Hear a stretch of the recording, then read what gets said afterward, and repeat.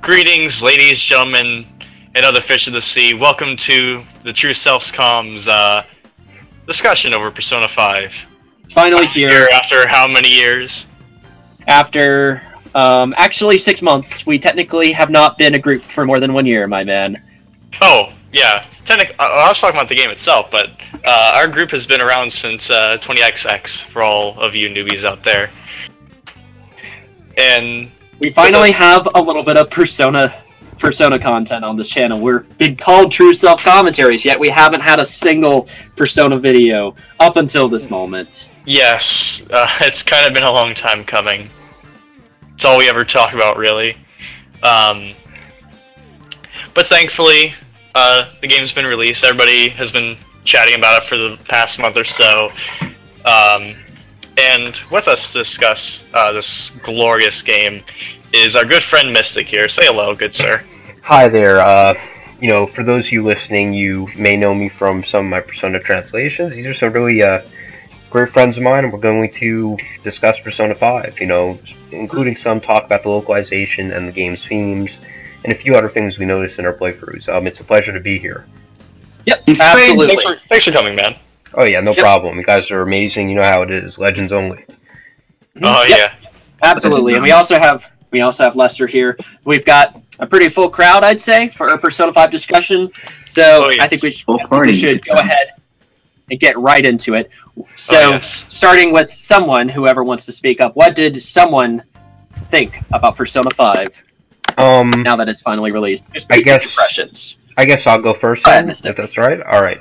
So, you know, Persona 5, it's definitely quite the RPG and quite the game. You know, I've been, you know, playing Persona for almost 10 years at this point. You know, I've been into it for a very long time, and we've come a long way since Persona 3. I talked about that on my Twitter timeline, how far we've come. Because this, you know, the series, when I played Persona 5, I was just intrigued at just how well they did everything. The way the story is presented is great. The UI is fantastic. One of the best I've seen in the game. You know, my impressions playing through it was just how simple everything was. Everything felt very, I guess, compacted. You know, it felt everything that was condensed into one game, and everything fit perfectly. Nothing felt like it was out of place, and I guess that would be my biggest takeaway. You know, it's been a while since I felt that a game was so complete. You know, it felt like a complete game from start to finish. That, you know, it's very rare to get that nowadays. And to see this game that really kept me engrossed for over a week and made me feel like I could just play it all day. It's been a while since I've had that feeling. You know, playing a game that feels just so perfectly complete that it just isn't at all, you know, compromised, or, you know, nothing is constrained. And I like that the most. You know, I felt that way with Bloodborne. They kept the game completely, you know, a complete experience from the start to finish. It's a complete game that doesn't stray away from anything it's doing at all during the point of the game. The Persona 5 is the same way. And I wish, you know, there were more games like that, and I'm definitely looking forward to seeing Persona 6. Persona 5 completely refined the formula that Hashino has been using, and I look forward to seeing how a new director can really change the series in a dramatic way now that the series has reached its turning point. And I guess that's all I'd say about that. Alright, perfect. Lester, since you are the second on the list, since I'm just going according to what Discord AVs from top to bottom. The audience can't see that, of course. Always last. But regardless, yeah, screenshot or something.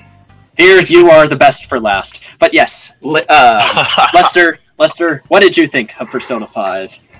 I absolutely loved this game. I mean, everything just felt so right, and it was like a game that I could just start playing it like in the morning, and I couldn't stop until like way late into the night. There were times where I went to sleep like at 6 a.m. because I couldn't stop playing the game. Same here. Like, I didn't even realize until I saw the sun rising up, and like, oh God, what have I done? It reminds me of being younger, when I used to, you know, play when I had the PS2, you know, the PS2 days. back then there were so many great games that were coming out all at once, and I think a lot of people can relate to just staying up all night and playing these complete games. You know, I'm not anti-DLC and I'm not anti-patching or updates. In fact, I'm for those, you know, when it's done correctly. But I love that back then they had one shot to make this game. So the games were never constrained because they knew they had one shot to make the game. They couldn't just update it, make DLC. And I would feel like I could just stay up all night playing these games because of how, I guess, well presented they were. And I felt that with Persona 5. Like, the game was completely, you know, a complete experience from start to finish. I didn't feel like they wanted to at all, you know, take anything out of the game or detract from the experience. Mm-hmm. Yep, yeah, absolutely. Lester, did you want to be able to say anything else? Well, Mystic's kind of already said some stuff that I wanted to say, so. Oh. Alright. What do you think, Sly? Perfect. I thought the game was absolutely phenomenal.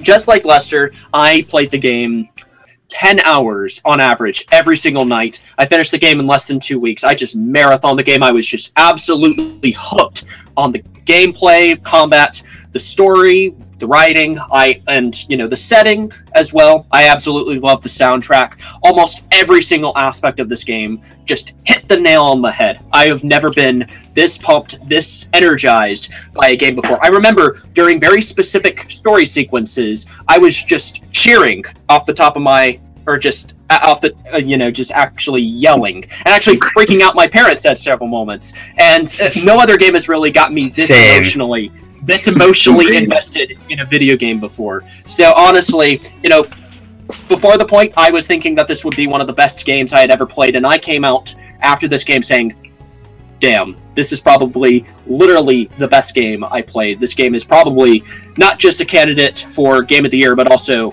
probably my favorite game of all time at this point. I spent a month being able to go and reflect on this.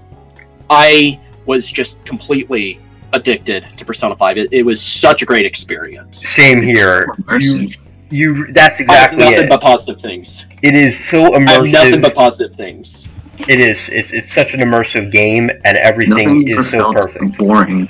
Exactly. Everything just feels like they actually played through the game as they were developing it to refine it. And you see, like, the UI is the best in any video game ever at this point. Persona 5, I do want to say that. Persona 5, it's like, you know, there are games with fantastic UI. Mm-hmm. Nintendo typically has great games with great looking UI, but Atlus is the king of making games with just perfectly constructed UI. Persona 5 will, without a doubt, be the king for a long, long time. I at least think. And I think if there's someone who's going to go and actually overtake, or if there's going to be a game that's going to overtake Persona 5's UI, it's probably going to be from Atlus themselves. No other company is able to make something like Atlus can. Seriously, they make the best interfaces in just gaming in general. Not even RPGs, just games in general. The interface works perfectly. It never gets in the way, no matter how stylish it is. It completely fits with the game and its themes. There's just nothing else to say besides it being perfection. It is absolute perfection of an interface and a design in a game. Yep. They put so much time into it. And I was just shocked because, you know, probably for me the second best one would be Super Smash Brothers, and it even caught the attention of Masahiro Sakurai. Yes, and he says Sakurai said that he thinks that the interface in Persona 5 is the best interface in any video game. He says every part of the design is the best that's ever been done. He says another interface he likes is Pokemon Go for the simplistic style. You know, he says that also works well, but he feels that Persona 5 has the best interfaces it has the best interface in the game, the best menu, design, setting, and music to work with the interface. Yeah, and Sakurai is probably one of the few people in the industry who really places so much emphasis on that.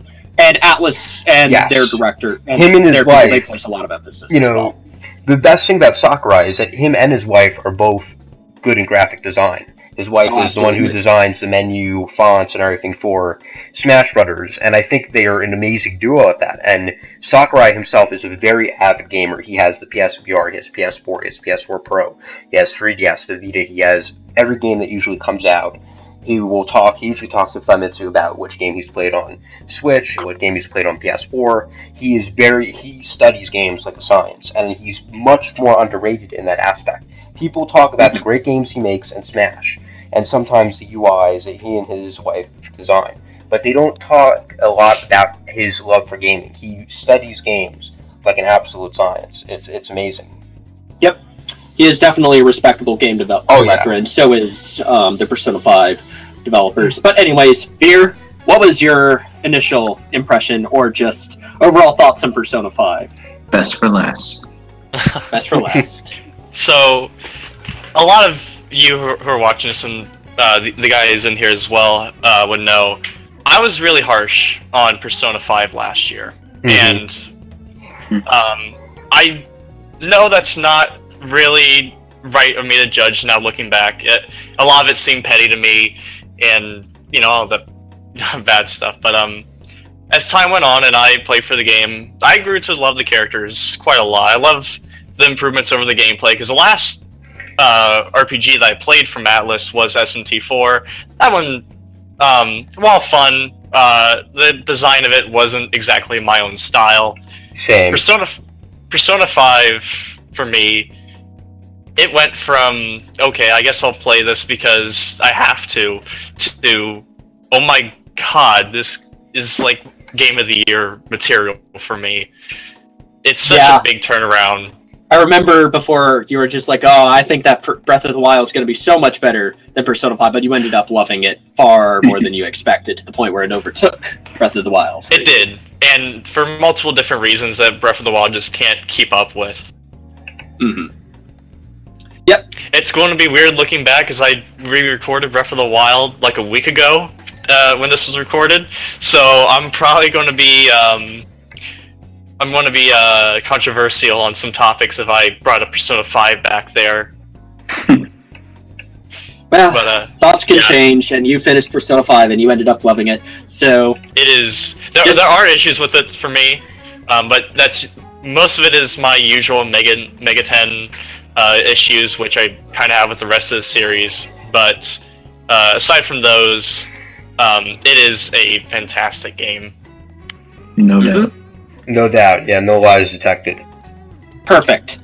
So, anyways, what do we want to talk about next? This, and by the way, just for the people watching, we will be, just like with the Breath of the Wild and Final Fantasy 15 discussion, we'll be splitting this into 2 different videos. We'll be talking, for the first video, it'll be we'll be talking about gameplay, mechanics, that sort of thing. Gameplay mechanics, first part, and then story in the second half. Yeah, we'll be talking about story, and also, and boss battles, overall themes. But basically, what we consider spoilers is we won't be talking a whole lot about stuff that happens way later into the game, or even we won't be talking too much about specifics about the story. Obviously, nothing related to just what was discussed in the pre-release material and stuff we think that would be something you would really want to be able to enjoy on a first thing. Stuff that you wouldn't want to hear. The story is definitely one you want to experience for yourself. Yeah.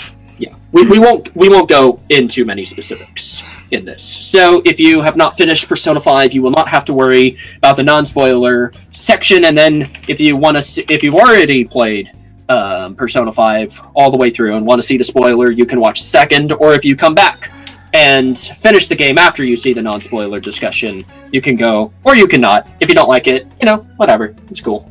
We're all good. Anyways, I think we should go in and talk about different aspects. What do we want to talk about first?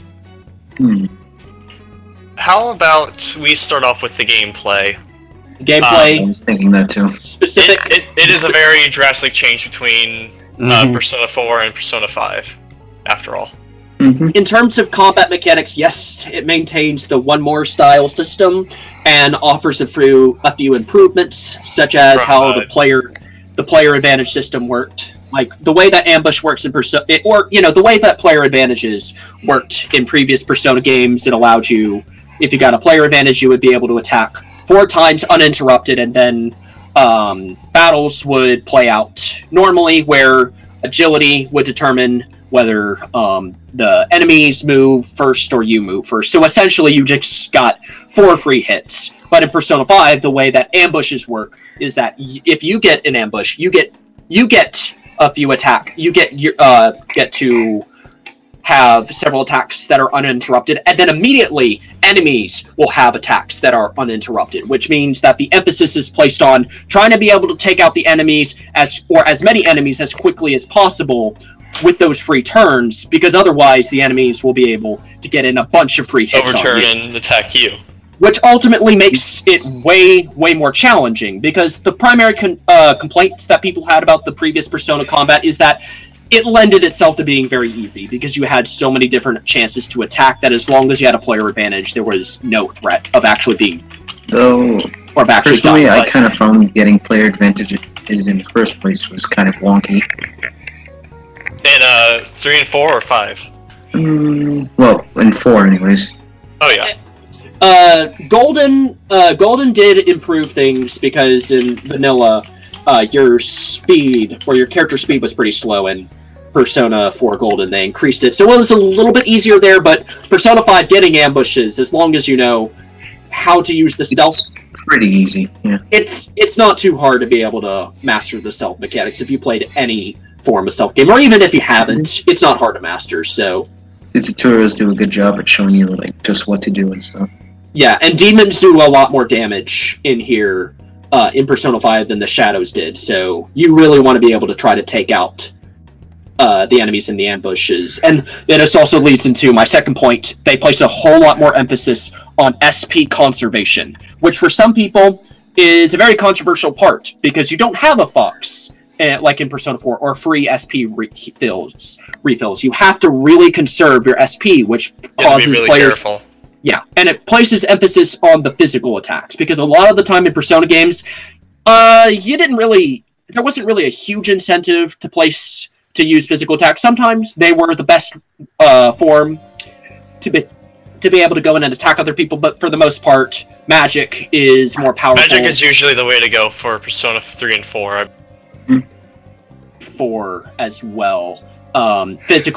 Physical attacks are not have as much emphasis. It had more in Nocturne, I believe, but not so much in the later games. Persona 5 places a lot more emphasis. They do a lot more damage, and you also don't have to use SP. So, yes, as long as you have healing items, or have someone who can be able to heal that you don't normally use in the party, it's a very clever way to actually encourage people to use the other mechanics that are present in the game, which causes more diversity in combat, and also causes people to be very careful in how they use their magic, have to think. Because I've heard some people go in and say, oh, I hate about the SP conservation. I'm just like, do you use any physical attacks? Well, I just love using magic all the time. And I'm like, there's your problem.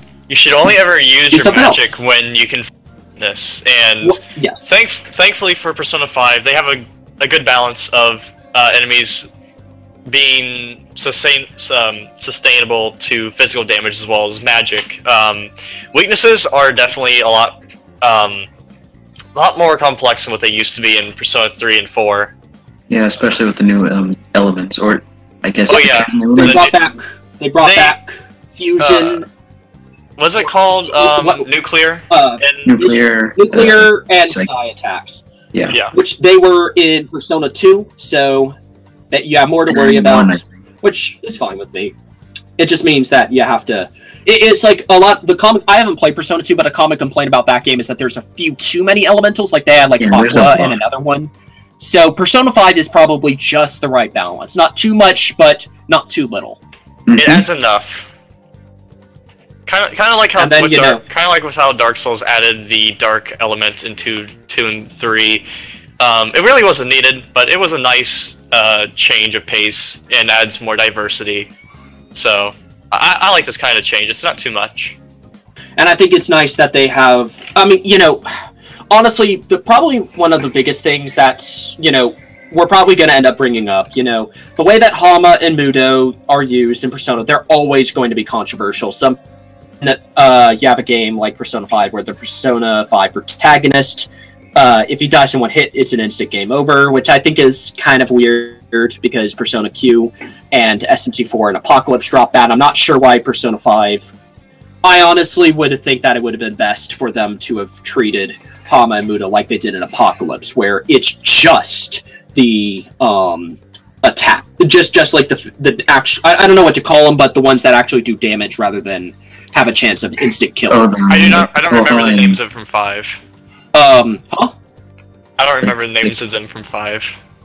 The Koha and Koha and Agia? Yeah. Yeah, Aiga. Yeah. Aiga, yeah. I honestly think that, you know, it's like I didn't die too much. I don't think I died at all to the different light and darkness things and got a game over from it, but I know several people, including you, Veer, you had that happen quite a few times in your playthrough. Hama and Mudo, for me, has always been a big issue with the Persona games. I don't like how it's just sad to me. Because Apocalypse dropped it in favor of just the ones that do a little bit of damage. Right. I really wish that, you know, they took that change as well, because it's not a huge problem, it's just, for me anyway, some people, like, I know you, Veer, you don't like it, definitely don't like it. I think that I'll be honest here. Well, that's fine. I think it would make me a little bit less irritated if they took it out. It's just kind of it's like, I remember, they did throw it at me a couple times. I think I got enemies through it about 3 times in my playthrough, but I dodged every time. So I was just like, well, maybe they decreased the accuracy, but apparently I was just lucky, so. I mean, yeah, I've never had a real problem with Hama and Muda skills. I guess I'm just really lucky. Whenever it happened to me, I really didn't make too much progress anyway. So it wasn't that big of a deal, but still one to bring up, I think. True. And P5 in comparison to something like SMT4, where in SMT4 and Apocalypse you can save anywhere, but you have specific save points. So if it's like there's a lot of save points in P5. There are, but it's like it's especially in some of the later dungeons where there's less save points. If you get hit by one of those, I can definitely understand being really irritated when you're like getting really near, like getting really far and making a lot of progress. So. Other than that, combat is pretty much perfect. I think that they refined it as best they can. It's a nice balance of being pretty challenging and also being fair, in my opinion. Right. You want to say something, Mystic, about the combat? Well, actually, yeah, I do. Especially in terms of how it works with the engine. You see, in Persona 5, I've noticed a lot of elements in the game that remind me, oddly enough, of Catherine in terms of how the flow of battle works, not the way you, of course, battle in Persona 5. Oh, yeah, I think I know what you mean.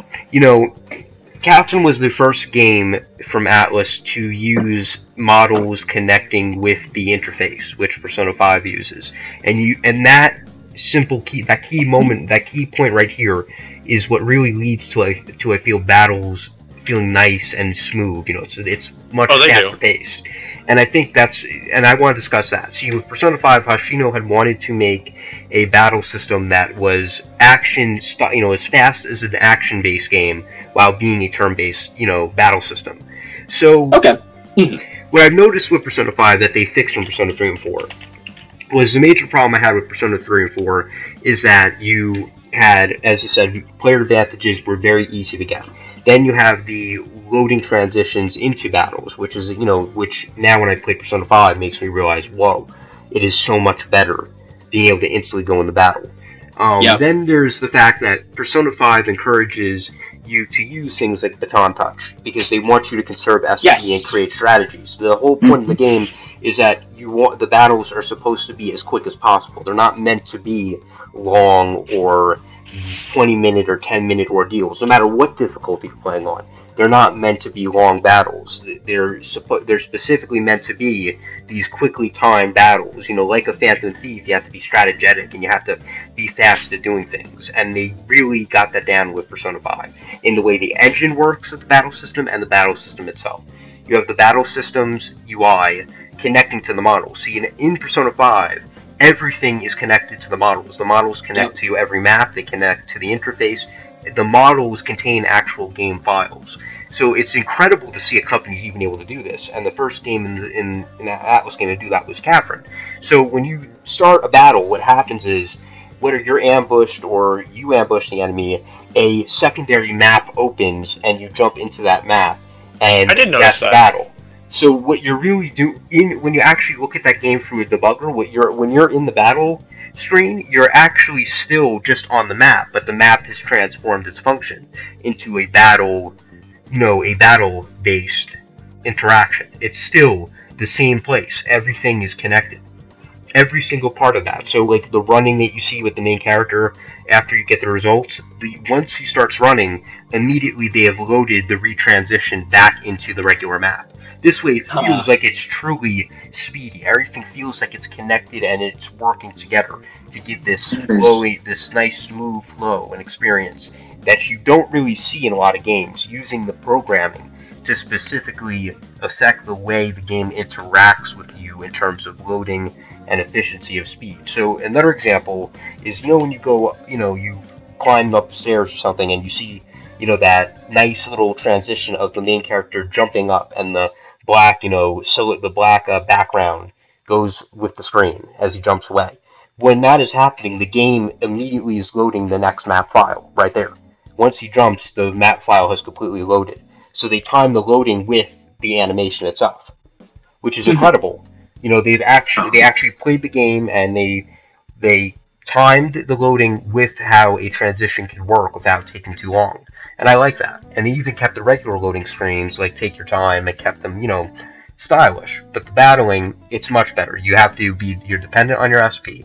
You're dependent on how you use the baton touch, how you use your elements. You use all that to take down enemies. And as you said, with Hama and Muto, it's still very controversial in Persona, because the main character, if he dies, it's game over. And it really sucks, because you could have a perfect strategy, you can easily be able to beat an enemy, but they get one lucky hit on you, and the whole game, that's it. You lose your save progress. And it's ridiculous. Because people who are used to, say, Shin Megami Tensei 4 and all that, are not going to, would not really expect that. And it's the same in the older Persona games. There are many elements, including Eiga, Sai, and, Frey. But, Hama and Muto worked like they do in Shin Megami Tensei 4. So while they brought back elements of Persona 1 and 2, such as, ranged weapons, older elements, that's still a problem they need to fix. I get it in the story purposes. The reason the main character, when he dies, the game is over, it's due to the story revolving around that. Persona 3, Persona 4, I'm not going to spoil it, but, there's that point to it, but it's still ridiculous. It's just because of the story reason you have to have a game over when your main character dies. It's annoying. It's like they specifically coded the game to game over when your main character dies, just to go with the story. Yeah. And it's annoying. It really is. Another reason why they do it is also because battles are fast anyways. Well, that and also revival skills and items are so easily accessible. Yes, they are. Persona games, especially in comparison to Shin Megami Tensei 4 or Apocalypse, where unless the demons have a very specific passive skill, they cannot use items to be able to revive things. Well, that's because, in Persona, you notice that while the gameplay is much better looking than Shin Megami Tensei's, even though they both play amazingly, Persona isn't meant to be again, before Persona 5, let's be honest here, Persona was really not a game you played for the gameplay. You played for the design and the story. The gameplay in Persona 3, if you go back to Persona 3 now, I will guarantee you will say, wow, how did I play this game? It has terrible gameplay, and it does. I tried playing Persona 3 after Persona 5, and the game has not aged well at all. The design... There are definitely ways that Persona 3 has aged in comparison to the later games. I'm still able to play Persona 3, even after playing games like Persona 4. I haven't played it after P5. I still think that I played it last year. I'm still able to have a decent amount of fun, but the gameplay is nowhere near as good as Persona 4 or 5. They definitely need to remake those games in Persona 5's engines, especially how all-out attacks work. I love that all-out attacks work so smoothly in Persona 5, and I love that you don't even have to wait to get into a battle. There is no loading transition screen, there's no results screen that then loads you back to the field. Everything's instantaneous, and plus I want to see those all-out attack finishers in Persona 3 and Persona 4 with the Persona 3 and Persona 4 characters. Oh god, that would be lovely. Yeah. That would be really nice, because the Persona 3, I remember the first time I thought, those will look nice, and then after you see Persona 5, you're like, oh, damn. Yeah, I can't. They're so much better. Persona 3 and 4 are very arcadic compared to 5, honestly. Yeah, and it shows. Like, Persona 5 is the pinnacle of how a game should be designed, and Persona 3 and 4, they feel very outdated. You know, it feels like a different company made it, because Atlas for Persona 5, I don't know, if Atlas and Persona 5, they've shown their complete, you know, everything that they can really do with a game when they get to making it. While Persona 3 and 4, you could see they were such a smaller company then. You can see it from the way they play. Where Persona 5, Persona 5 plays like a high-budget RPG, while Persona 3 and 4, they are very low-budget games. I mean, you feel that they're low-budget, but they're using as much as they can with the engine and the budget they have. And they did a great job at it. But you could see because I do want to say this real quick, because I remember a lot of people were like, this is a PS3 game? Because it's like, it's up to the standards, and even better looking than a lot of PlayStation 4 titles. It is a very visually impressive looking game. I compliment impressed. The art style for that. Well, Persona 5, the PS3 and PS4 versions were each developed separately. They had to completely redesign the aspect ratio and the way models, you know, portraits and interface designs were for PS4. Hashino confirmed that they did the port in-house, and it wasn't a simple port. They actually had to natively up-res everything for display on the PS4. So the PS4 version plays like a, you know, looks like a PS4 game, not a PS3 game, because they developed the game to feel like a PS4 game, even though it's originally a PS3 game. I did play the PlayStation 3 version via someone else's Japanese copy, and, you know, the game obviously doesn't look near as good, but I definitely think it looks very impressive. It does. It looks, PS3 and PS, that's what I'm saying. Both look perfect. Both are very beautiful games, and that's what I mean with Atlas. They use everything they have to the fullest. Whether they're on PS3, they're on PS4, they will use whatever assets they have to the most extent. They will use it to the highest extent they can. And that is the thing with Atlas. Even with Persona 3 or 4, they are very, very aged, but you could see that when they made those games, they were doing whatever they could with those games. And that's where I still love Persona 3 and 4, even though it's very hard for me to go back to them. I still love the stories. I still love, you know, thinking about when I played those games, when that was what you would expect from Atlas. Mm-hmm.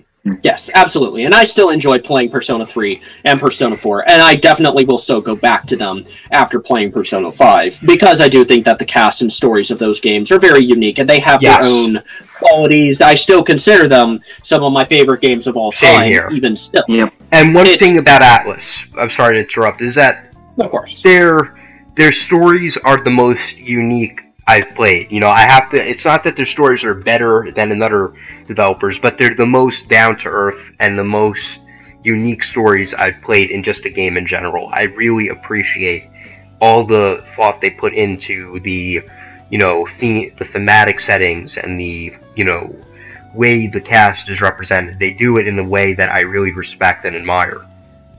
Of course. And I think that's what got people so into Persona, is the way the cast feels just like regular people do. They don't feel like video game characters, even though they are. And yes, and I do want to, just on that separate note, I absolutely love the Persona 5 cast. You know, because the Persona 3 and 4 game, all the Persona games that I played have a fantastic set of casts.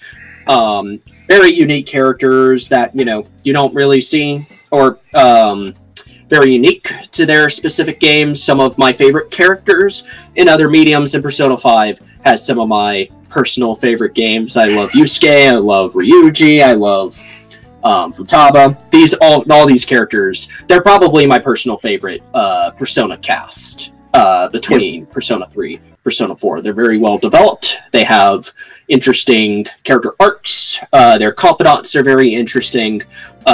Most of them, for the most part. I absolutely loved the Persona 5 cast. I fell in love with them. I know some people go back and say they prefer Persona 3's cast or Persona 4's cast. I think that Persona 5 completely tops it. Because Persona 3 and Persona 4, I like those games, but there are a couple of cast members that, you know, I think are a little iffy. Like in Persona 3. Persona 3 has Ken, and it also has Fuka, which they're not bad characters, they're just not as well developed as the other characters. Remember that in Persona 3, one of your party members was a dog. Mm-hmm. Bark. Yeah. They literally did nothing but bark. Yeah. Yeah. Persona 4 has Yukiko and Chie. In my opinion, they're fine characters. They don't get a whole lot of development after their initial. I agree, and everybody will argue about that, but it's the truth. It really is true. They don't have a lot of development, especially compared to characters in terms like of the main Yosuke. story. Seriously. Because I hear a lot of people say that like the cast of the other games, they don't really get any development unless you do like their social links. That is the big problem, because it's like Yukiko and Chie, they get very simple, very abridged character development in the main story, and then if you want to see the rest of the character development, you have to go look at the social link. Persona 3 wasn't like that. Persona 3 did have full character arcs for these characters, because a lot of them, like Junpei, Akihiko, did not have social links in the original story, and Persona 5 does... Persona 5 does provide a lot more character development for most of the characters in the main stories, especially for the most part. I'd say so. Probably really okay. The weakest links are probably Haru and An for me. Haru, like I said, I think all the cast members in Persona 5 are good. 3 of Haru as well. All of the characters in Persona 5 are good. I think Haru is probably one of the few exceptions. I think she's a fine character, but I do think we needed to see more of her before she got into the Phantom Thief outfit. We don't get to see too much of her, and before that point, and then she's just immediately in the Phantom Thief, and she doesn't really have too much development in the main story, and you'll have to see the rest in the confidant. That is the exception to the rule. I think most of the other characters, even An, I do think An did have decent, well-developed. She had a really good start. Yeah, but she sort of started to lack near like the end of the game. We might talk more specifics in the spoiler, but I do think that her confidant ended up being a little weaker, because there wasn't too much interesting character development for my tastes later on. I do think it is an improvement over Persona 4, where a lot of the characters didn't have really huge character arcs in their main stories, and I think Persona 5 is an overall improvement. I do think this is the one thing I think that Persona 3 does have over Persona 5, for the most part. I think the way that they do character arcs and character development is a little better, because you have characters like Akihiko, who are introduced at the beginning of the game, and, develops throughout the entire adventure until he peaks around October. Same thing with Mitsuru. A lot of these characters have much more that character development that's spread out throughout the entire game. In Persona 5, while it's better, you still have characters like An and Ryuji, who get the bulk of their character development in the very beginning, and Ryuji's a little better with it. She's better with that. It's a really lot of development at the start, and she ends up being very good. And then later on, as they start to introduce more and more characters, she doesn't really get a ton of character development outside of her confidant. It's why I think Persona 3 did the best in that particular aspect, but I do think Persona 5 is an overall improvement in that regard. Now, what about the other confidants in the story, though? What do you guys think of those? Probably the most memorable, confidants, for the whole series, honestly, because I can't really remember any of the Persona 4 ones, and the less we speak of Persona 3s, the better. Yeah. My knee! It hurts. Kazuichi. We are slightly exaggerating, but Kazuichi's social link is just essentially my knee!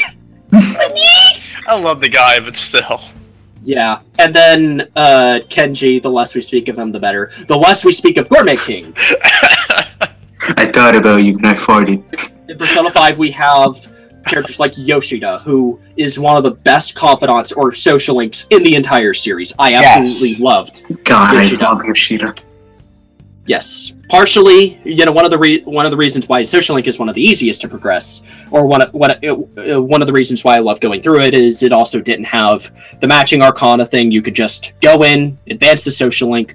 None of the affection points actually mattered. You could just be able to go see rank 1, rank 2, rank 3 without whenever you want. And that was a really nice part, but his particular character development and the themes that they covered with his... We'll go more into thematics in the spoiler discussion, like we said, but he was probably one of the most well-developed non-party member characters in the game and in the whole series, in my opinion.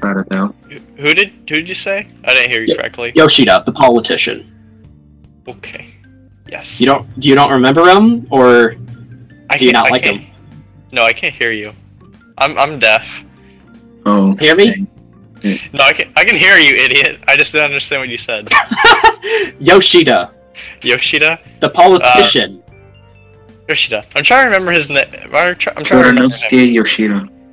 You disappoint me. I'm sorry. I don't think I actually did his. I could be wrong. Bear, I am ashamed of you. Really. You should have done Yoshida. He is amazing. It's all shit here for the rest of this podcast. Yeah. I'll keep quiet. Yep. I loved Sojiro's Social Link. I absolutely love Sojiro's Confidant. I interchange between Social Link and Confidant all the time since... Same thing. Yes. The important thing about Confidants, though, is that they provide more gameplay benefits. Yoshida allows for demon negotiation. I forgot to mention demon negotiation. We'll talk about that in a minute. But I do greatly enjoy all the improvements that they offered, the gameplay benefits that they offered for the different confidants. Like you have Kawakami, who had giving you the coffee and being able to give you more free time at night, which is also something we need to cover. Sojiro, who allows you to make coffee SP items, which makes going, and if you combine that with Kawakami's coffee making skills, it makes going through the dungeons a whole lot easier. Same with Haru's vegetables. Those are those two. Good. I do hear that those were good too. I only got to rank 5. I'm not sure if I had those available with Haru, but those were nice as well. Haru's social was really easy for me to go through by. I actually it's like, that particular palace was weird, because after I finished it, I could not access. I did it super early, and I could not access her confidant, which prevented me from finishing it. Oh, I just realized who you were talking about. I'm an idiot. Yeah, I loved his. It's just you're using the different name of him. For Yoshida. Yeah. Yeah. What did you call him before? Call him by Tora. No good Tora? Yeah. Yep, I overall enjoyed all the different casts, whether it's playable characters and non-playable characters. Sojiro is the greatest bro ever, even if he is much older. He is the greatest bro that you will ever have. He always covers for you. He is such a sweet man. Rough exterior, but is the biggest softy inside. I loved him a whole lot more than Dojima, who I liked, but I definitely enjoyed Sojiro's character much more. He's a lot smarter than Dojima, for one point. Funny, considering he's a detective. I know, and Sojiro's that makes it even more better. I know, and that's why Sojiro is the greatest. Few people who can pull off the fedora and make it work. He doesn't look like an idiot. Exactly. Yeah, he doesn't look like a hipster idiot. Yeah, he looks older. Natural. It helps that he's like 40 or 50 something. That also helps too, because he's not a neckbeard. Oh yeah. My favorite confidant of the game was Takumi. Hers was very heartwarming for me personally. I really enjoyed hers. Yeah, she was very. Not to mention, getting the discounts at the doctor's office was very nice. Oh yeah, a very good reward. I actually didn't use. I actually barely used her pharmacy. Really? I used hers to get really cheap 200 HP restoration items for the party, some revival items, and of course SP, SP adhesive 3. I actually the best accessory in the game. Yep. You could say. I did not get that accessory. You don't need it, but it's very nice to have regardless. Oh, of course it is. No but I didn't realize it was in the game, which would have made SP conservation a lot easier, but at the same time, Kawakami's coffee, I had like 20 by the last dungeon. It was great. Yeah, my maid makes very good coffee and curry. Too bad I'm still crap at it. Even though Sojo keeps on teaching you. He just tells me the brands and stuff. I don't pay attention. He just keeps saying, "Oh, it could be better. Could be better." That's all I'm saying. Unless if you progress through his confidant, then he sort of shows you, kind of. But then he never expresses gratitude. But you know he loves it. Mm-hmm. Allow me to explain. That's what goes through. That is what was going through my mind as well whenever I did it. Yep, the voice actors in Persona 5 are very excellent. Yes. Quick question before we move on to the topic of voice actors. Lester, Ryan, which are your favorite confidants? Oh, thank you. I wanted to talk about that, and a little bit more in depth on the confidants. Now, what I love the most about Persona 5, is that I was, this actually relates to the confidants. I grew up in the sister city to Shibuya, Manhattan. So when I played Persona 5 and having this similar lifestyle to the protagonist, I felt a lot of parallels. Something that Atlas did great, and I don't think everybody, I think it's a good perspective that I'll be able to give, because there are some people who haven't been able to grow up in the city and understand that type of relationships, that are really different. You have the people that you are close to, the people who help you out and everything, and they did that in a perfect way. The way they portrayed city living and meeting these people who are older than you but are going to help you out, it's very true to real life. Everything about the confidants in Persona 5 are better than any social link in Persona 3 and Persona 4. Indeed. Miles better. I mean, and that's saying something, because I loved the social links, even though I felt some of them were a bit weak, many of which you mentioned, Gourmet King, Ken. I felt a few of them were pretty weak. Persona 4 had the weakest social links, in my opinion, thus far. I think Persona 4... really? Yeah, again, they weren't very memorable. I think Persona 4 had the weakest social links in the series. It was the main cast, Dojima and Nanako's social links, that actually had anything that were good. I think that Adachi social link in Persona 4 Golden was also not really that great. And no, it wasn't. And I also did not like how much of a dick he was to his landlady. I just couldn't relate to that. I felt forced to agree with that.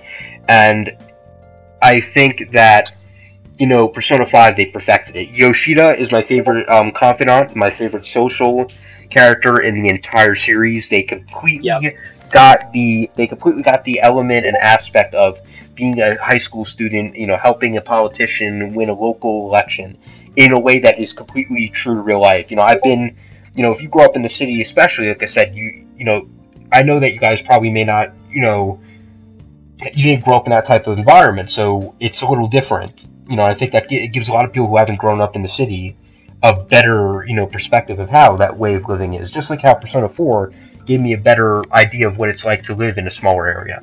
That type of perspective I never had, knowing how tight-knit the community is. Whereas in the city, they completely represented the confidants well, because in the city, everybody is kind of distant.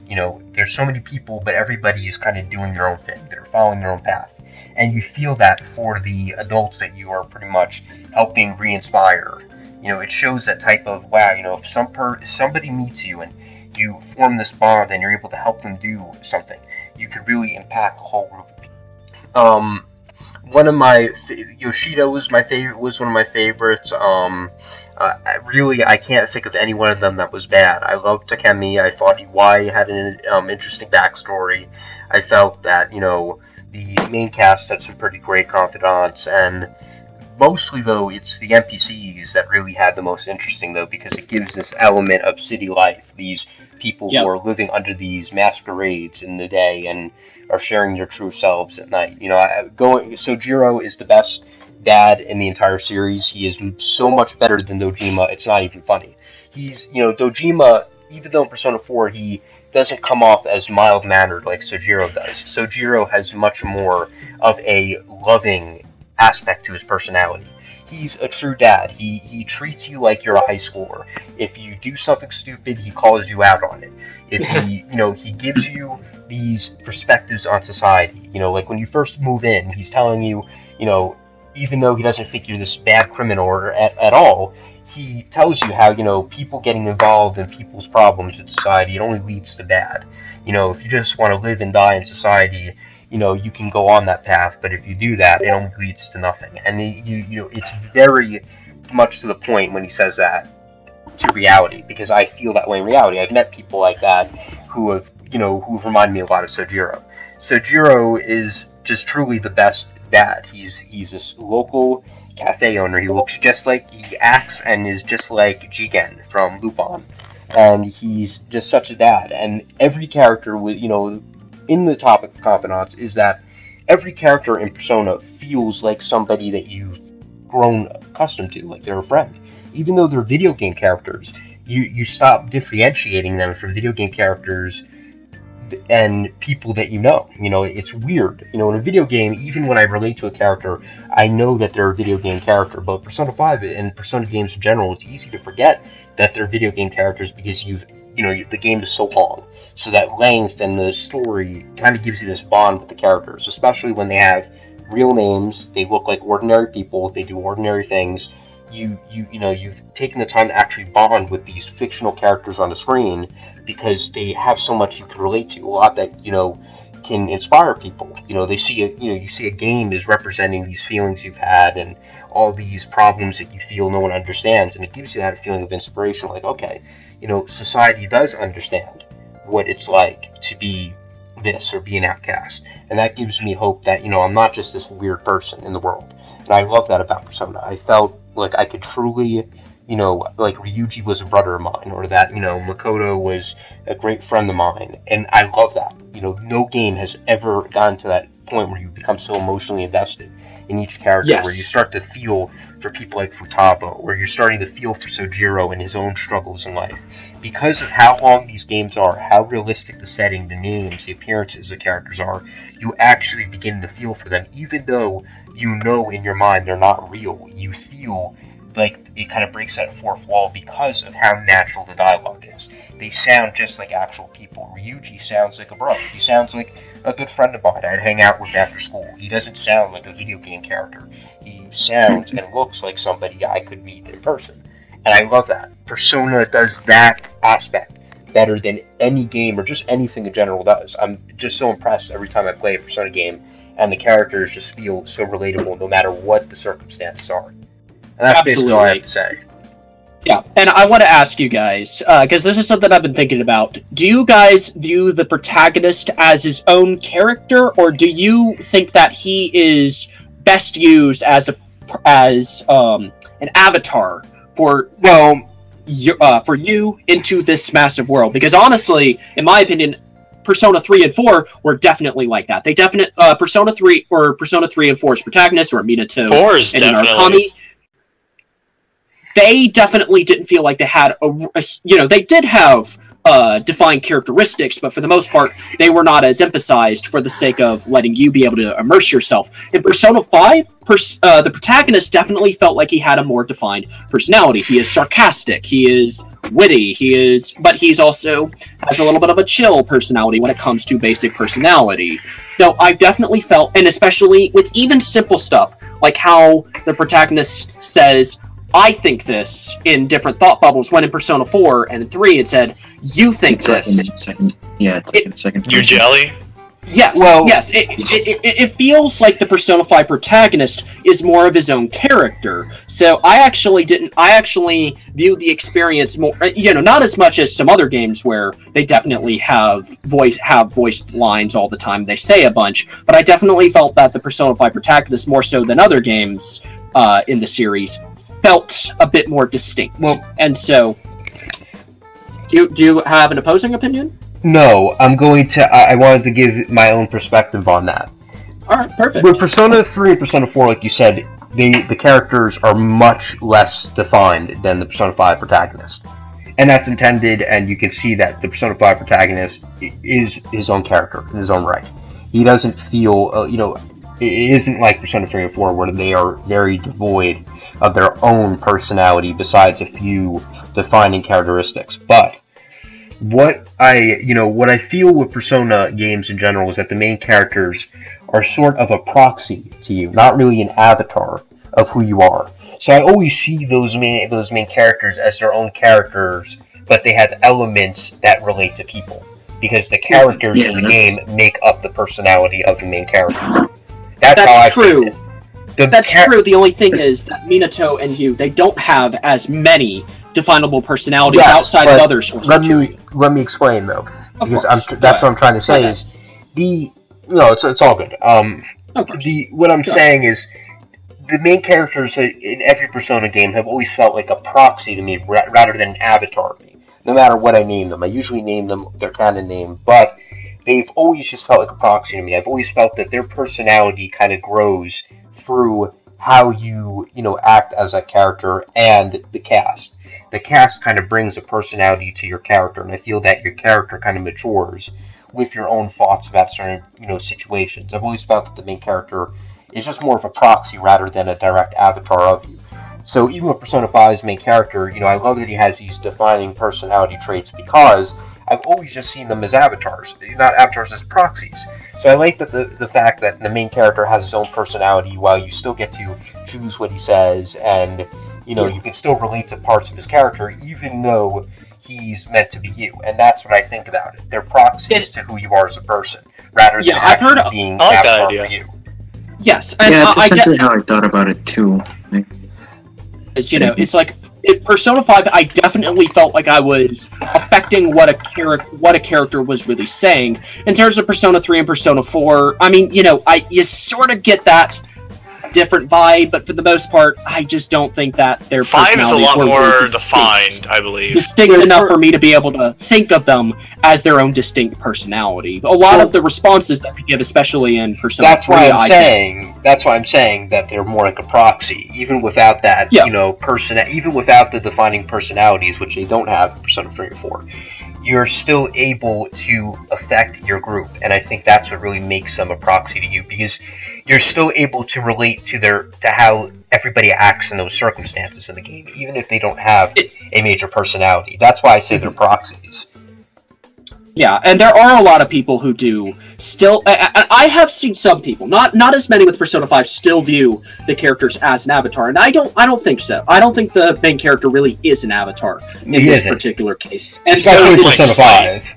Like, even when I was romancing a character, I wasn't romancing based on what who I would like to romance. I was thinking about who the Persona 5 protagonist would normally actually want to get in a romantic relationship with. Other people go in, and you can be able to use them as an avatar if you really believe that, and that's perfectly fine. I just don't really see it that way as much, especially in Persona 5. I think that they definitely perfected that particular aspect, giving Persona 5 more of an identity. Yes, exactly, and that's what I'm saying.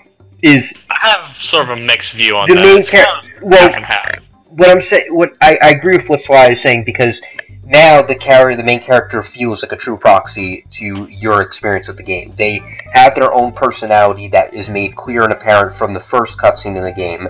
They think to themselves, the only thing that they still retained, which was a very bad mistake, is they said they made Morgana be the one saying you need to go to sleep instead of the main character. So even though Morgana is actually Morgana is a good character and is the best of the animal characters in the series so far, that makes him so annoying, because you're hearing him, saying, "Hey, you gotta go to sleep." If they said it's the main, the main character had a little speech bubble and it said, "I think I should get to sleep. It's been a long day."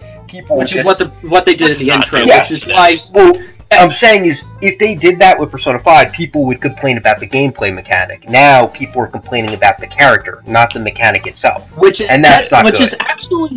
actually kind of smart, because, that prevents, actually, critics from me being able to point out that part, because even though I do think, it's like, if you actually go back to games like Persona 4 Vanilla, the amount of times the amount of freedom that you have at night is still technically more. And because in Persona 4 Vanilla, you can't go out at night unless if you want to go to specific... Golden was the first Persona game where you could go out at night.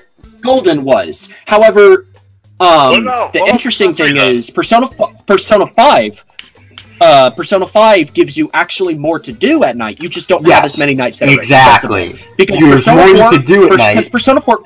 It's like they gave you all these different, they gave you full access to the night, but they didn't actually, aside from, being able to maybe see a few optional conversations with different social link events, which can, allow you to get the social links advanced factor. Aside from that, they didn't really increase the amount of activities that you can be able to do at night. So it was a nice addition, but it also wasn't a huge necessary addition at the same time. In Persona 5, I definitely felt like the addition was really nice. It's just, I honestly think they should have... there are a few nights that you could definitely say, okay, this should have been accessible. Exactly. It's like the day before a mission, perfect. That's perfectly understandable. But a lot of people are actually saying that this might have been done on purpose by Atlus, so that in a remake, they could say, oh, look! That's exactly what they're going to do. They are going to do just that. I bet you on it, right? Watch in August that they announced Persona 5 remake, and one of the big P5R is what I think it's going to be. But watch that when P5R is announced, that is going to be one of the biggest features. You can go out more at night now. I'm betting on it. They could very easily do stuff like this for Persona 6 if they really wanted to. Because it's like they can leave out some particular features and then say, oh, look, here's this massive improvement for the remake sort of thing. There is a problem here, though, that Atlus needs to grow with, is that they need... Now we have the day and age of making patches or expansions. Why do we need to buy these re-releases of separate games anymore? Because I do love Atlus. They also really, really like their re-releases for They do, and you know why they do that, right? Because they can make you pay full price again. Yes. They can't do that with an expansion. Yes. Because nobody will buy a $60 expansion. Atlas has got away with it in the PS2 era, because... But now there's no excuse. There is no excuse. They've made patches for their games. They make DLC. I want to see an expansion. I'm tired of these re-releases. They got away. They got away with it, and they also got away with it in Persona 4 Arena Ultimax. They did the exact same thing. They could have very easily did a story DLC for Persona 4 Arena, but they decided to make. They basically did the exact same thing that Capcom did with Ultimate Marvel vs. Capcom 3. The difference is how they marketed it. They marketed it by saying, "Oh, look, you have all these new playable characters, and you have a brand new story mode." So it's like, even though it's a pretty similar Game of the Year style edition, the way that they marketed it, it was definitely a lot more different, and it seemed like, oh, there's a ton of more features. It's just, these features could have been DLC for the original game, but they wanted to be able to sell a completely new game and be able to make another $60. And it's something that I'm not too big of a fan of right now with Atlas. I'm really hoping that this doesn't carry over for their other titles. It's like, even though... And the sad thing is, I'm going to buy a Persona 5R. I know I'm going to. I will too. Why it's so difficult. And that's how they do. Well, that's how they do it, because they know they make such good games that they know people are going to buy them. And it's like Atlus, they are very, very smart businessmen. And honestly, that whole thing with Morgana, that may have very well been intentional, so that people are complaining about the character rather than the mechanic. And as we saw on Twitter, I'll try to see if I can find the picture and post it in the podcast, but it's like now, like a Persona 5 shop, they are selling some particular item with Morgana and the thing, why don't you go to bed at night? They know. They know. Atlus knows that people are complaining about this. They're self-aware about this. And honestly, it wouldn't totally surprise me if it was intentional. Well, I guess before we move on, I guess I could explain some Atlas history for you guys to give a better perspective on it. See, the Atlas and Sega buyout thing is so specific. It is unlike any type of buyout before. This is the first time in a buyout where the developer, has more control than the owner of that developer. Atlas now gets free reign to do whatever they want now. Sega doesn't tell them to make a game that they want them to make. Atlas makes whatever games they want, and Sega says, okay. Sega doesn't determine, what games they make. They don't tell them to put their games on mobile. They don't even tell them what to do. So wait, so Sega has no involvement in all these DLC policies? No, then? Atlas is the one that comes up to them. Atlas comes up to them, and that's the whole point of the deal. Atlas is now their own company. Again, they aren't a brand. They're a company and a brand. If you look at the copyright, you'll see copyright Atlas. They're a registered company. Sega is the distributor. They own Atlas IPs because it gives them distribution rights. And it gives, and this is where it gets really complex. Atlas is Sega of America. Atlas is the reason we're getting all those Yakuza games, because Atlas is the only company that will translate them. So when Sega is translating those Yakuza games, that's Atlas translating them. Atlas gets to be Sega. Then all of these policies are related to Atlas specifically. Well, yeah, Atlas can go up to them. Sega stated to Atlas, if Atlas ever wants anything, they just have to ask us, and we will give them the finances to do whatever they like. That's actually really interesting. So it sounds like Index was a lot more restrictive. Well, but you have to remember, Index was also not a very good company at all. Index constantly bought whatever companies they could. They scammed out a lot of people. You have to understand that Index was also a stockholding corporation. It wasn't an entertainment business like Sega. Thanks to Sega, they're able to hold these live streams. The bundles that you see all come from Sega. Sega designs the bundles for Atlas. Atlas tells them what types of bundles they like, and Sega contacts their distributors to make these bundles. That's why in the first game to have those bundles was Shin Megami Tensei 4. Before Index was bought out by Sega, Index actually had a distribution right claim with Sega. So Index, contacted Sega and they signed a contract letting Atlas get specific bundles. Before Shin Megami Tensei 4, they didn't have special bundles in Japan like that with every game. But thanks to Sega, they do. So when Sega owned Atlas and they own Atlas now, that nice, plus, that benefit came over with them. And Atlas now just completely benefits from Sega. It's basically like having that friend who will give you whatever you want. Lets you do whatever you want. Just be responsible, be smart about it, and you can just do whatever you like. And that's what Sega basically is. They'll do whatever they can for Atlas, and Atlas can translate Sega games for them. They can act as Sega of America in the US. Sega can give Atlas advice, give them money, give them these, opportunities to have concerts in Nippon Budokan, Yokohama Arena, those special reveals where they're taking over places. This is all thanks to Sega's money and all that, because Sega, them owning Atlas IPs, lets them give money to Atlas and cultivate the IPs. This is why the copyright text says copyright Atlas, copyright Sega, all rights reserved. Atlas is the developer of everything Persona and the owner of every Atlas title, but Sega also owns this semi-distribution right that allows them to give money to Atlas titles. But Sega has no control over anything Atlas does. Atlas can do whatever they like, and if they want money, they just have to go to Sega and ask them. So it's one of those rare buyouts that work completely on the developer's favor. Atlas will not be developing mobile games. They will not be doing what Sega wants them to do. They will do whatever they want to do, and Sega can be that friend who gives them input and gives them whatever they need to do so. Which is a good thing, but it also means that it allows Atlas to have free roam. It does. Exactly. With their DLC policies, which, like I said, such a one bad Persona thing. 5 DLC policies. My god, dude, I do not like that. What they do with the Persona 5 DLC. They're way too expensive.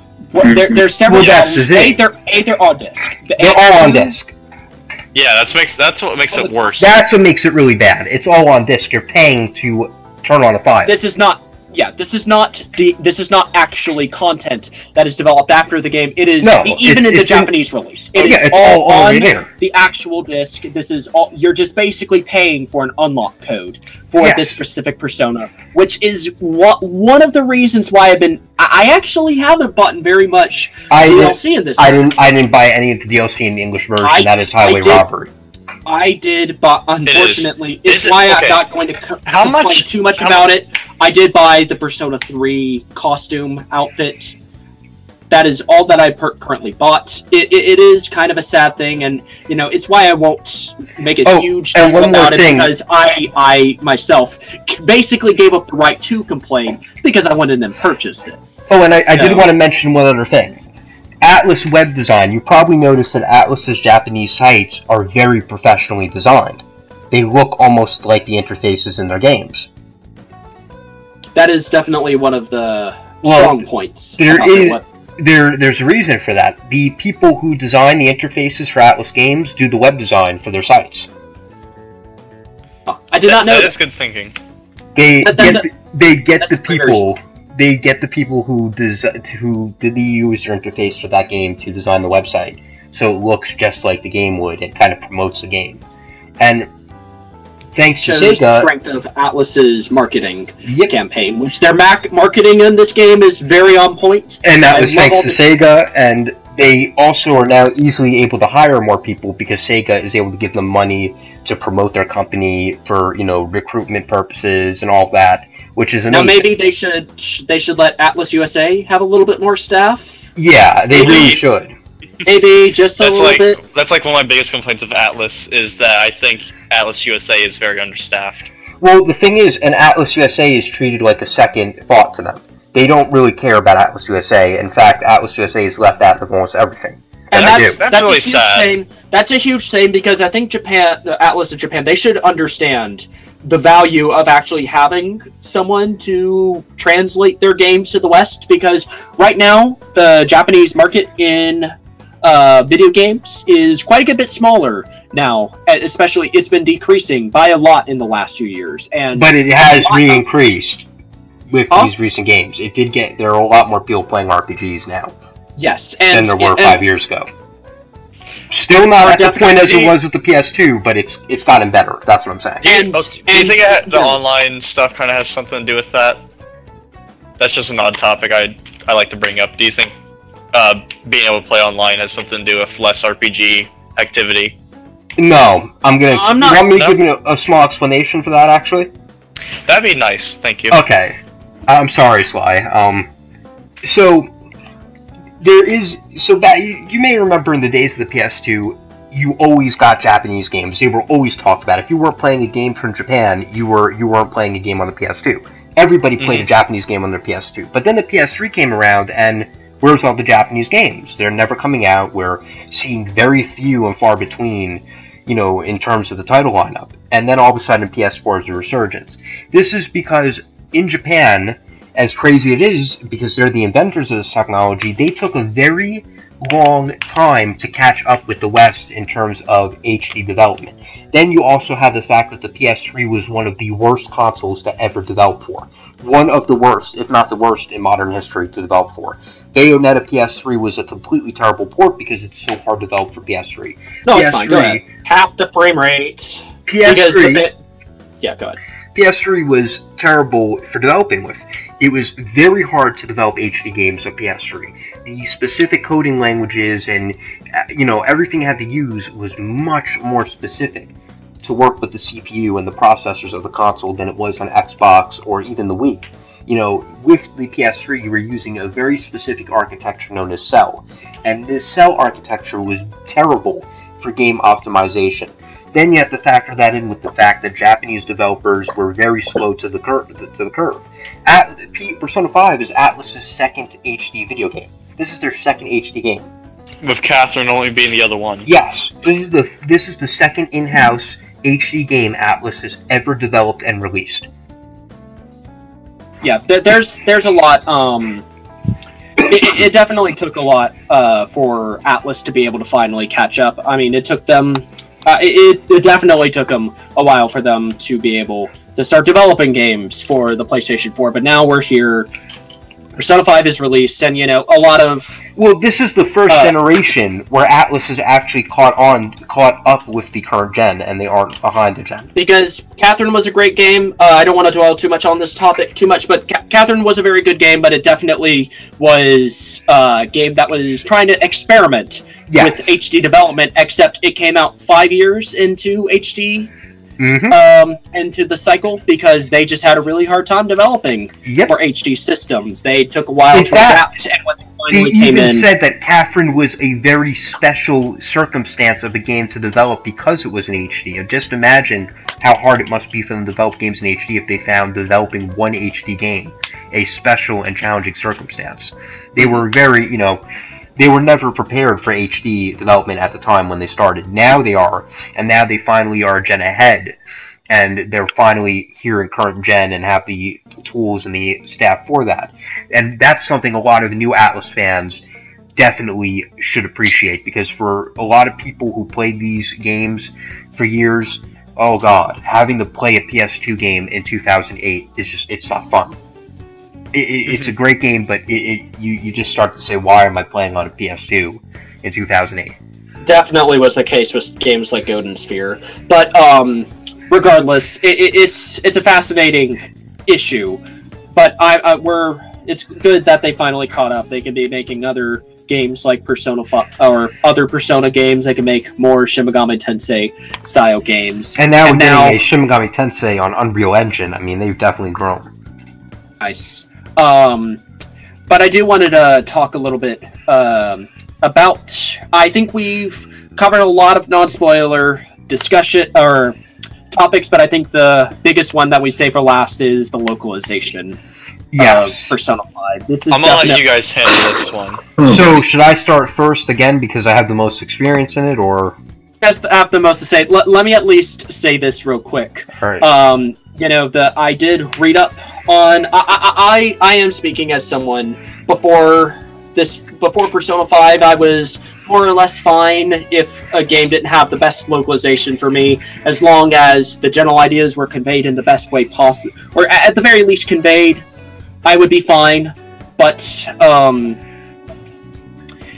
as long as the gameplay was fun, I could more so look past a few problems with localization. But I do want to bring up Persona 5's localization. It definitely wasn't perfect. There's a lot of problems, and a lot of the problems that, probably me and Mystic will be covering in this particular segment have been covered on the Persona Problems website that one of your friends, Mystic's your friends, made, which was a very convincing argument.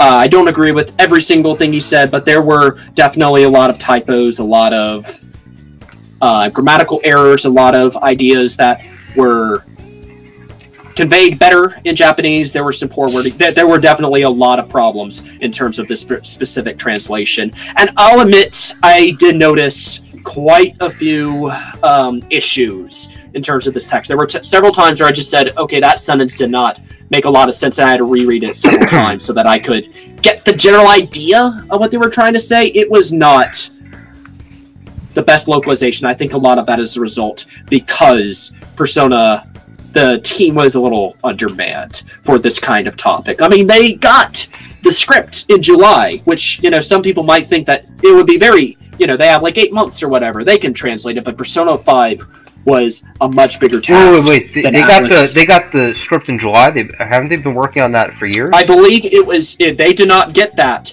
until until a little bit after they finished production completely. It would have been not have a lot of time to be able to get. They didn't have a full year to be able to go in and translate this script. They gave it very late into the development cycle. Oh my god.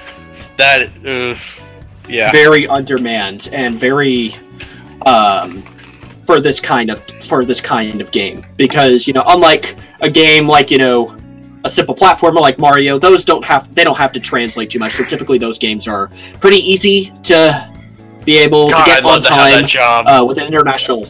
But regardless, Persona 5 would have been one of the hardest games to localize in comparison to other games. like visual novels and this game, I can imagine the kind of magnitude of this kind of project. What do you think about this particular issue? Wait, you're talking about me? Yes, I'm asking, what is your opinion on the Persona 5 localization? Oh, yeah. To go about the localization, I have to say, everything about it's not the worst localization I've ever seen in a game. It's not a great one. Okay. And if I were to talk about the localization in just the game in general, I would say it's not the worst, it's just not very good. But in terms of an Atlas USA localization, it is quite possibly their worst localization in years. I can't believe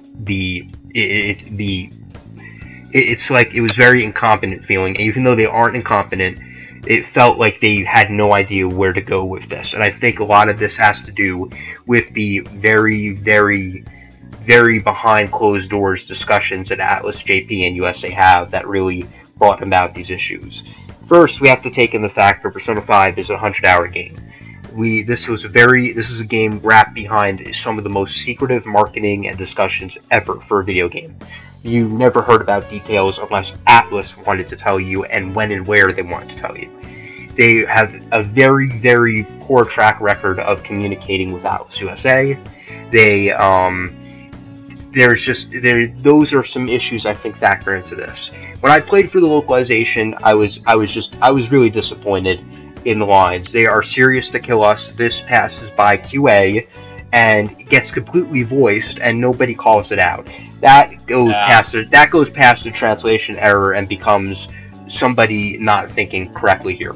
Then you have Abominus. I mean, come on, that right there shows that whoever they made up a word. They made up a word. But that right there shows that these are not people who don't know English too well, because they spelled, if that word really existed, it would be spelled like that, because of how English syntax works. So, this means that they completely made up a word. Then there's the fact that they had 6 translators and 8 editors. That is never good, ever, no matter what the project is. Because you need to be able to first communicate in a group. I've had to do this with my own translations, including some for news articles. I can't imagine not communicating for a major video game localization, especially one with the amount of dialogue that Persona 5 has.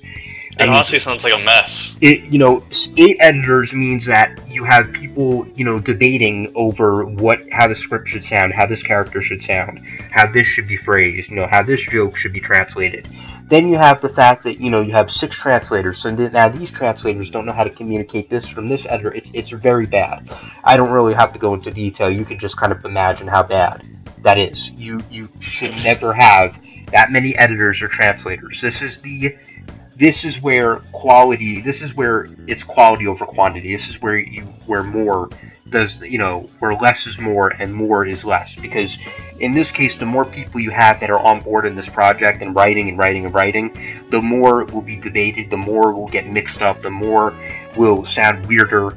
It's much better to have a much more tight-knit group that is communicating about this project each way through the process, not over smaller lines of dialogue, but through the dialogue in general.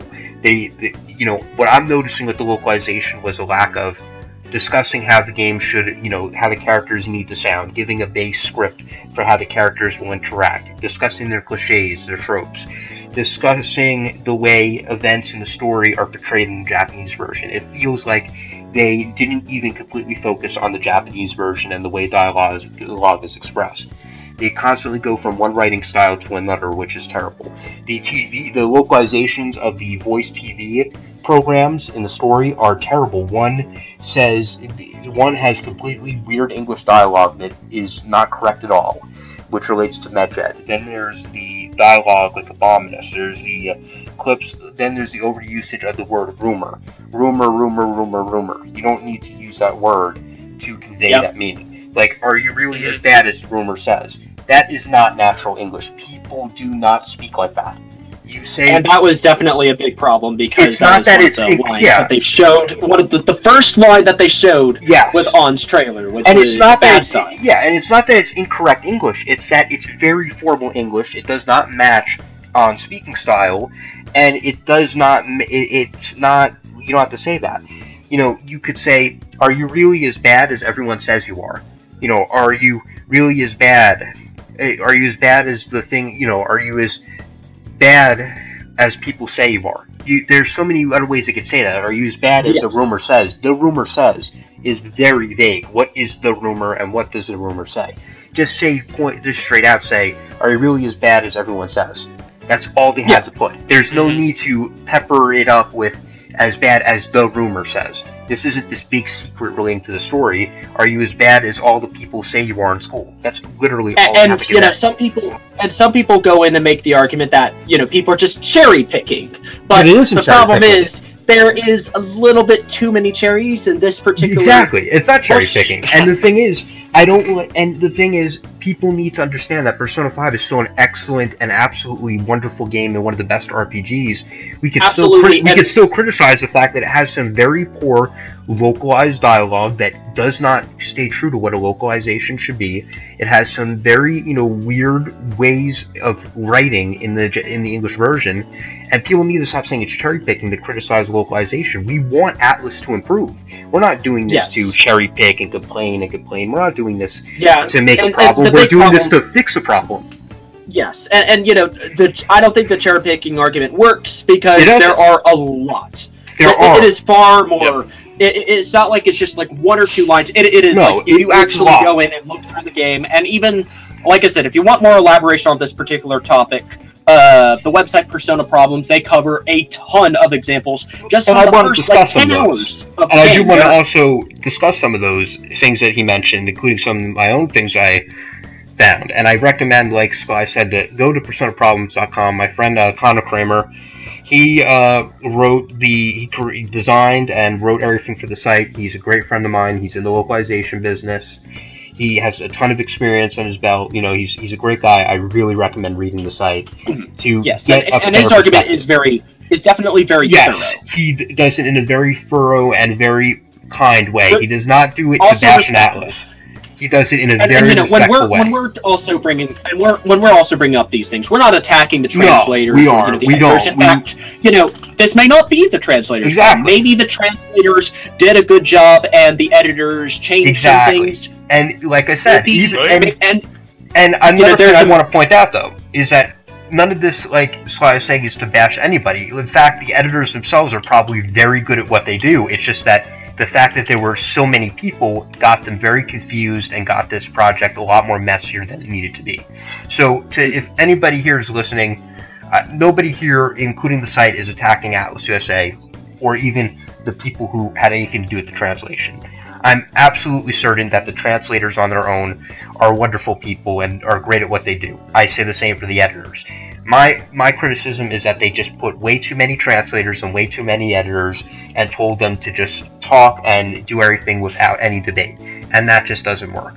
And that's why we point these things out. We want Atlas USA to improve. We don't want to hate on Atlas. We have no reason to hate on any of these companies. We don't need another Final Fantasy 7. Oh yeah, we aren't hating on any of these companies. In fact, we just want to see the best happen for these translators because they are very talented people. And being a translator myself, I get it. It's hard.